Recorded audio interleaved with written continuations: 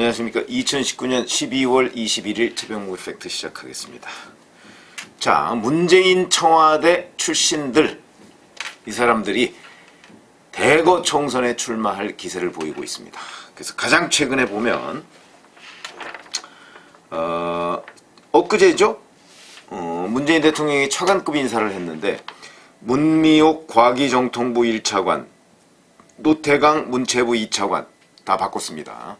이 사람들 노태강 전 차관의 경우에는 청와대 출신은 아닙니다만은 문미옥 씨 같은 경우는 청와대 출신이죠. 그리고 12월 18일에 보면 또 김경욱 국토부 차관이 이제 총선에 출마하겠다고 사의를 표명했고, 그 다음에 작년 6월부터 보면 진성준 정무기획비서관, 8월에 나소열 자치분권 비서관, 그 다음에 5월에 1월에 임종석 비서실장, 윤영찬 국민소통수석, 한병도 정무수석 이런 사람들 쭉 바꿨고요. 그 다음에 5월에는 최재관 농해수 비서관, 그 다음에 행정관들이 7명 이런 식으로 해서 거의 지금 정확하게 정말 셀 수 없을 정도로 많은 숫자의 청와대 출신들, 문재인 청와대 출신들, 제가 이걸 문청이라고 표현했습니다. 문청들이 지금 민주당에 대해서 거의 기습작전을 하듯이 이렇게 나오고 있습니다. 이 숫자가 얼마나 많으냐? 조선일보 보니까 80명이라고 나오고, 어느 곳은 70명이라고 나오기도 하고, 이렇게 돼 있습니다. 근데 이게 왜 이렇게 많다고 제가 생각을 하냐면, 자, 민주당의 지역구 의원들이 지금 지역구 의원하고 전국구 의원하고 합쳐서 한 130명 가까이 되죠. 되고, 그런데 그 중에 이제 지역구 의원만 따지면 해서 100명이 넘는데,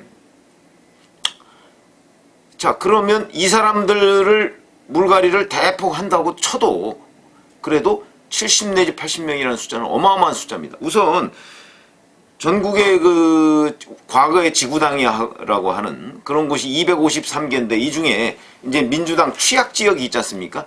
대개 이제 강원도하고 대구 경북 이런 데가 취약 지역이, 경남도 비슷하지만 거기는 이제 상대적으로 좀 나으니까 대구 경북과 강원도 여기에 있는 지역구를 합치면 33개 정도 됩니다. 그럼 253개에서 33개 빼면 한 220개 이 정도고, 현역 의원 빼고 현역 의원을 예를 들어서 물갈이를 절반을 한다고 하더라도 현역 의원 그러면 한 6, 70명 정도의 현역 의원은 다시 재공천을 해야 되는 거니까, 그럼 6, 70명 플러스 우선 20개, 33개 빼고 그러면 한 거의 100개 가까이는 움직일 수 없는 이런 곳이면, 이제 그 나머지를 따지면 한 120개 정도 되는데 그 중에 거의 70 내지 80개를 문청이 장악한다. 가능한 숫자라고 보십니까? 저는 가능하지 않다고 보거든요. 그런데 이런 식으로 거의 자고 나면 무슨 총선용 인사를 한 번씩 하는 이런 것도 부적절한 거죠. 이렇게 되면 행정이 뒤숭숭하게 됩니다. 청와대도 뒤숭숭하고 내일은 누구 나가나, 꼭 모레는 누구 나가나. 그런데 이게 한 번 더 남았다는 얘기도 있고 2번 더 남았다는 얘기도 있고 이렇습니다. 그 다음 주에는 윤건영 국정상황실장과 이런 몇몇을 또 교체한다 이런 얘기들이 있거든요. 이 사람들도 다 총선 출마입니다. 그렇게 따지면 자고 나면 총선 출마용 인사를 하는 셈이고, 이 정부 들어서 13번째라는데 만약에 다음 주에 한 번 더 하면 14번째를 계속해서 총선 출마용 인사를 하고 있습니다. 그만큼 제가 보건대는 이제 본인들이 아마도 지금이 출마 적기다 이렇게 생각을 하는 것으로 보이고, 그 다음에 문재인 청와대, 문재인 대통령 생각도, 자, 문재인 대통령 나와 국정 철학을 공유하는 사람들을 청와대로 뽑았는데 그 사람들을 총선에 대거 출마시켜서 한번 분위기를 쇄신해보자 이런 기분을 가지고 있는지 모르겠으나, 어쨌든 과연 이 사람들이 살아 돌아올까 또는 공천을 받을 수 있을 것인가, 이 부분을 제가 말씀드리려고 하는 것입니다. 무슨 얘기냐면 70 내지 80명을 다 공천을 주기가 쉽지가 않습니다. 현실적으로. 왜 그러냐면 아까 말씀드렸죠. 숫자상 이 사람들을 다 지역구에 내려보내기가 쉽지 않아요. 이 기존에 있는 그 지역위원장을 다 빼내야 되는 거 아니겠습니까? 이게 쉽지가 않다. 그래서 이제 민주당은 지금 경선이 원칙이다 이렇게 얘기를 하지만, 그 정치판에서요, 뭐가 원칙이다라고 얘기하는 거는 믿으시면 안 됩니다. 뭐가 원칙이라는 건 그만큼 원칙 아닌 게 많다는 뜻입니다. 그래서 정두원 전 의원도 그랬고, 과거에 장성민 전 의원도 그랬고, 이 경선을 하면은 반드시 여론조사라는 걸 합니다. 이 여론조사가 깜깜입니다. 여론조사 결과 공표 안 합니다. 그냥 탈락, 어느 날 갑자기 탈락입니다. 지금 국회 사무총장을 하고 있는 유인태 전 의원도 탈락했습니다. 유인태 전 의원이 탈락하고 나서 이런 얘기를 한 적이 있습니다. 그렇지 않아도 후배들이 나보고 뭐 좀 손을 쓰라고 했는데 내가 안 했다. 그 얘기가 무슨 얘기냐면, 이 여론조사가 늘 장난을 칩니다. 제가 말씀드렸죠. 장성민 전 의원, 정두원 전 의원, 이런 사람들도 전부 다 그 장난친다는 얘기에 대해서 공감을 하고 그렇게 실제 발언을 한 적이 있습니다.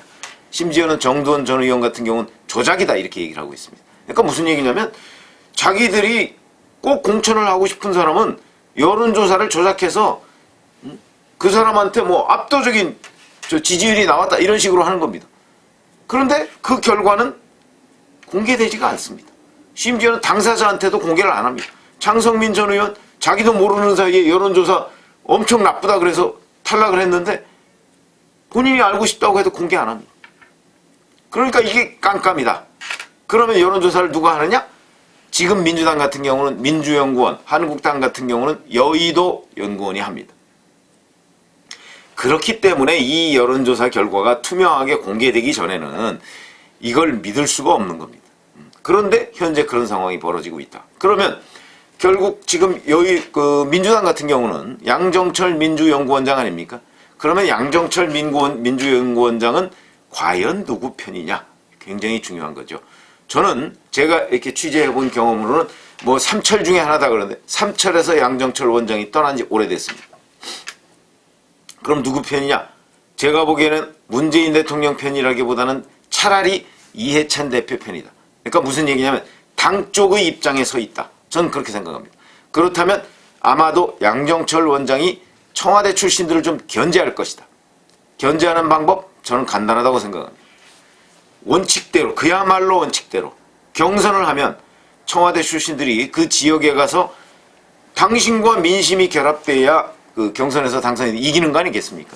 그런데 그 지역에서 오랫동안 갈고 닦아온 그 지역 출신들을 청와대 출신이 문청이 이기기가 쉽지가 않습니다.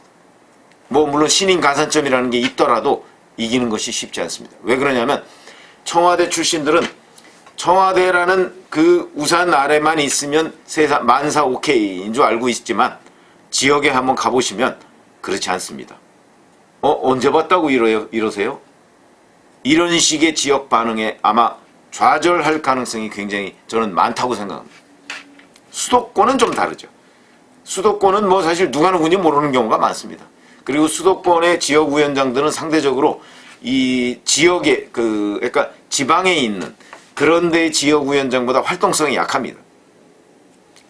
왜냐하면 수도권 선거는 바람을 타는 경향이 있거든요. 그러니까 거기를 좀 예외로 한다면, 물론 뭐 수도권 지역구가 많긴 하지만 지역 같은 경우는 청와대 출신들이 내려가서 활동을 또는 경선에서 이기는 것이 쉽지가 않다. 그렇기 때문에 청와대 출신들이 지금 70 내지 80명이 총선에 출마하겠다고 저렇게 내려가 있지만 경선에서 과연 통과할까? 그렇기 때문에 만약에 민주당에서 청와대 출신들 그 혜택 없다, 대부분 다 경선이다, 이런 식으로 해버리면 아마 70 내지 80명 중에 살아 돌아올 사람이 그렇게 많지 않을 것이다. 그러면 이제 문재인 대통령 입장에서는 아마 이 사람들이 약간 집단화해서 문 대통령한테 요구를 할 가능성이 있습니다. 아니, 대통령님과 국정 철학을 같이 하는 사람들이 다음 총선에 대거 당선돼야 되는 거 아닙니까? 대통령께서 말씀을 좀 해주시죠. 또는 노영민 대통령 비서실장이 당에다가 요구를 좀 해주시죠. 이렇게 해서 실제 그런 요구가 저는 있을 거라고 봅니다. 그렇더라도 당에서 예를 들어서 원칙을 갖다 내세우면 경선이 원칙이야 이렇게 해버리면 이 경선 원칙을 어긋나는 이른바 뭐 전략공천, 단수공천 이런 걸 하는 것이 쉽지가 않다는 것이죠. 그렇기 때문에 제가 보건대는 아마 양정철 원장과 이해찬 대표가 약간은 청와대 출신들을 견제하기 때문에 70명 내지 80명 중에서 상당수가 경선을 통해서건 또는 단수공천을 통해서건 밀려날 가능성이 있다. 그러니까 70명 내지 80명 중에 실제로 총선에 출마할 사람 그렇게 많지가 않을 것이다. 그런 말씀을 드리고요.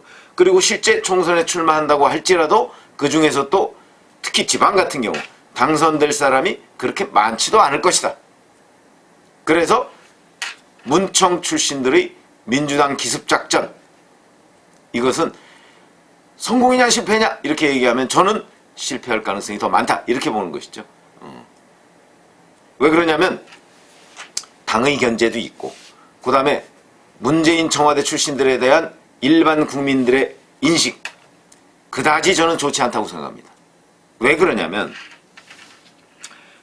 지금 3개월 남짓, 이제 뭐 거의 4개월 가까이, 한 3개월 한 25일 남았지 않습니까? 총선이.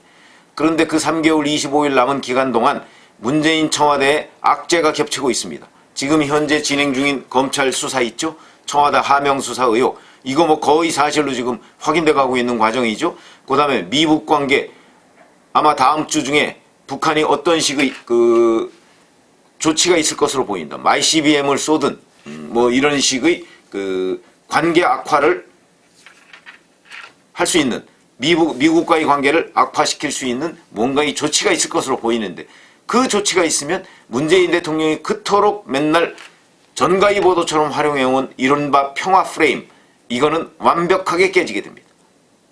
설령 김정은 북한 국무위원장이 뭐 총선을 앞두고 한국당을 좀 비난을 하고 뭐 한국당을 좀 궁지에 몰아넣기 위해서 그러려면 이제 결국 문재인 대통령의 평화 프레임에 다시 들어오는 척 해야 될 거 아닙니까?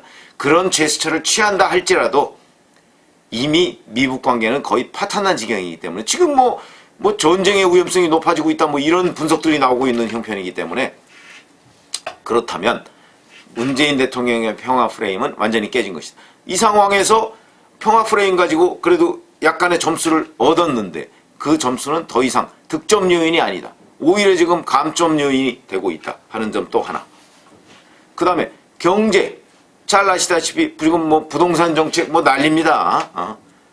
부동산 정책으로 해서 무슨 뭐 세금을 뭐 박원순 서울시장 같은 사람은 뭐 종부세를 3배로 올리자는 등 이런 정도로 이 주먹구구식의 부동산 정책을 펴고 있고, 그 다음에 경제 사정은 계속해서 나빠지고 있습니다. 내년에 512조라는 거의 아니죠. 그러니까 뭐 예산 폭탄을 막 해서 일시적으로 땜질 처방을 하려고 합니다만은 그렇다고 해서 경제가 근본적으로 나아지지 않습니다. 뭐 소득주도 성장으로 대변되는 이런 경제 정책, 이거 이미 뭐 일자리 어쩌고저쩌고 얘기를 했지만 그 부분은 수치가 다 말해주고 있습니다. 내년에 뭐 2.4% 성장, 경제 성장률을 기대하고 어쩌고저쩌고 홍남기 부총리가 얘기를 했지만 그게 얼마나 황당한 얘기다 하는 것은 지금 국책연구기관에서조차 조사로서 입증이 되고 있습니다.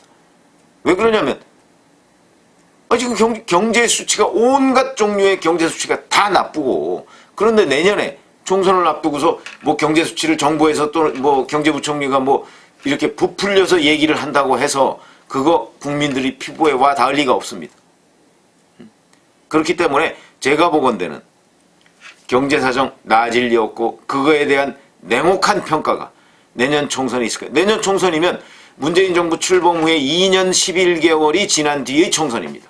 잘 아시지만 역대 총선에서 정점을 지났을 때의 총선에서 집권당이 이긴 경우가 거의 없습니다. 내년 총선은 제가 보기엔 1996년 총선과 2016년 총선, 요것이 이제 집권 후에 3년 2개월 만에 치른 총선입니다. 제가 말씀드렸죠. 문재인 정부 내년 총선은 2년 11개월 만에 치르는 총선입니다. 거의 비슷한 시기 총선입니다. 그런데 2016년 것은 뭐 좀 그대로 비교하기가 좀 어렵습니다. 왜 그러냐면 잘 아시지만 2016년 총선은 새누리당이 진박공천이다. 그래서 워낙 뭐 총선에서 여러 가지 하여튼 뭐 표를 깎아먹을 그런 행동을 많이 했던 총선이기 때문에 제1당을 놓쳤죠. 그러니까 이거는 좀 예외적인 그런 상황이었고, 제가 보기엔 1996년 총선하고 아주 비슷합니다. 대거 YS와 DJ가 대거 신인들을 영입해서 맞붙었던 총선이다. 내년에도 아마도 한국당과 민주당이 대거 신인들을 영입해서 맞붙는 총선이 될 것이다. 이런 관점, 시기적으로도 비슷하고 그 다음에 물갈이폭도 아마 비슷할 것이다 라는 관점에서 본다면 내년 총선이 1996년하고 비슷할 텐데, 이때 그래도 집권당인 신한국당이 선방했습니다. 139석. 과반에는 뭐 11석이 모자랍니다만은 이 정도면 집권당이 아주 선방한 선거였다. 그리고 그 당시에 새정치국민회의가 79석. 근데 이 새정치국민회의가 의외로 뭐 좀 선전을 하지 못했는데, 이것은 바로 당시에 자민련이 있었기 때문입니다. 자민련. JP 김종필 총재의 자민련이 있었기 50석을 가져갔습니다. 이 바람에 사실은 신한국당이 압승을 못한 겁니다. 이게. 왜 그러냐면 당시에 자민련이 충청도뿐 아니고 강원도하고 대구 경북 지역에서 선전을 했거든요. 그렇기 때문에 집권당이 압승을 못한 것이지, 1996년은 사실상 집권당이 승리한 선거였다. 저는 그렇게 평가합니다. 그래서 아마 이때와 유사한 그 모양새를 만들려고 할 텐데, 지금 민주당이, 제가 보기엔 그 당시에 그 김영삼 대통령의 신한국당이 처한 그런 상황과 지금의 문재인 대통령의 민주당이 처한 상황이 많이 다르고, 문재인 대통령의 민주당 상황이 훨씬 더 어렵다. 이런 관점에서 본다면 문재인 청와대 출신들의 그 민주당 기습작전은 성공하지 못할 가능성이 높다 하는 말씀을 드립니다. 앞으로도 이 문제는 계속해서 제가 분석을 해드리겠습니다. 감사합니다.